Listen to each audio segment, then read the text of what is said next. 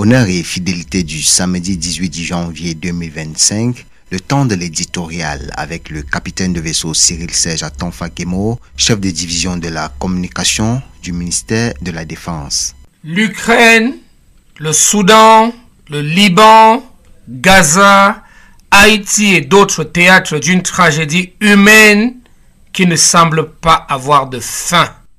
Ainsi parlait le président de la République du Cameroun, son Excellence M. Paul Biya, dans son adresse aux membres du corps diplomatique accrédité dans notre pays lors du traditionnel échange des vœux de nouvel an. C'était le vendredi 12 janvier 2025 au Palais de l'Unité. En faisant le survol de la carte bien peu ragoûtante de la conflictualité en persistance, en voie de résurgence ou en apparition, le mendiant de la paix s'est ainsi ému et a raison de l'état de décrépitude dans lequel se trouve l'idéal humain d'un irénisme planétaire, se refusant toutefois à croire en une quelconque fatalité qui serait irrévocable. Car, il y croit ferme, la paix est encore et toujours possible et même, elle est à portée de main. Il faudrait pour atteindre cette paix tant espérée, produire chacun l'effort suffisant de volonté nécessaire à l'établissement d'un dialogue visant à la survie et la prospérité de l'humanité tout entière.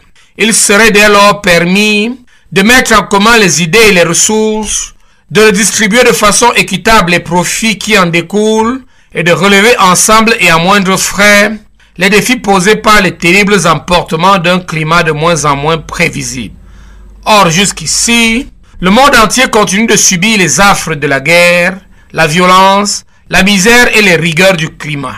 La principale raison de cette désastreuse agitation est à chercher du côté des appétits monopolistiques jamais satisfaits de certaines nations, plus désireuses de rentrer et rester dans une confrontation ruineuse à tous les égards, plutôt que de jeter les passerelles d'une collaboration bénéfique pour tous. La prolifération des conflits armés sur le continent africain, la multiplication et l'accentuation des difficultés rencontrées par nos pays dans leur processus de développement sont quelques-unes des conséquences néfastes de cette instabilité enregistrée dans les relations internationales.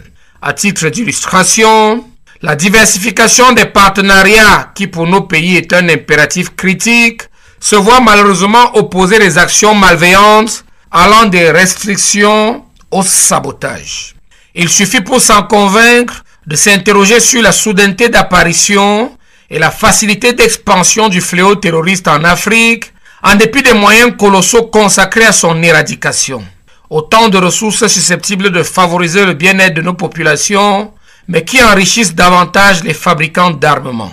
De même, il convient de s'interroger sur le marché, lui aussi en constante expansion, des produits stupéfiants de diverses origines, essentiellement étrangères, qui se retrouvent dans nos pays, tétanisant non pas les seules énergies physiques, mais également la vitalité intellectuelle de notre jeunesse africaine. C'est notre capacité de penser et construire notre futur qui s'en trouve oblitérée pour des décennies. Car l'état final recherché par ce déploiement d'obstacles et de subterfuges reste et demeure notre maintien dans le carcan étroit d'une dépendance unilatérale sans perspective de rémission. En tant qu'Africains, en tant que Camerounais, forts de nos droits et libertés, nous ne pouvons accepter cette fatalité. Et oui, nous ne pouvons accepter cette fatalité. Le temps n'est plus aux vaines dissensions et divisions quant à l'origine ethnique ou l'héritage linguistique. Le temps est à l'agir ensemble maintenant ou périr tous à coup sûr. Nous disions, le temps n'est plus aux vaines dissensions et divisions quant à l'origine ethnique ou l'héritage linguistique. Le temps est, et je cite, à agir ensemble maintenant ou périr tous à coup sûr. Fin de citation. Dixit Paul Biya. À samedi prochain. The English version of our today's editorial with Staff Sergeant Fossap Asanchek. Ukraine, Sudan, Lebanon, Gaza, Haiti, and other theaters of seemingly endless human tragedy. These were the words of the President of the Republic of Cameroon, His Excellency Paul Biya, in his address to the members of the diplomatic corps accredited to our country during the traditional presentation of New Year wishes on Friday 12 January 2025 at the Unity Palace. In its review of the very gloomy map of ongoing, resurgent or emerging conflicts, the beggar for peace was rightly moved by the precarious state of the human ideal of global Irenicism, while refusing to believe in any kind of irreversible fate. He firmly believes that peace is still and always possible and is even within reach.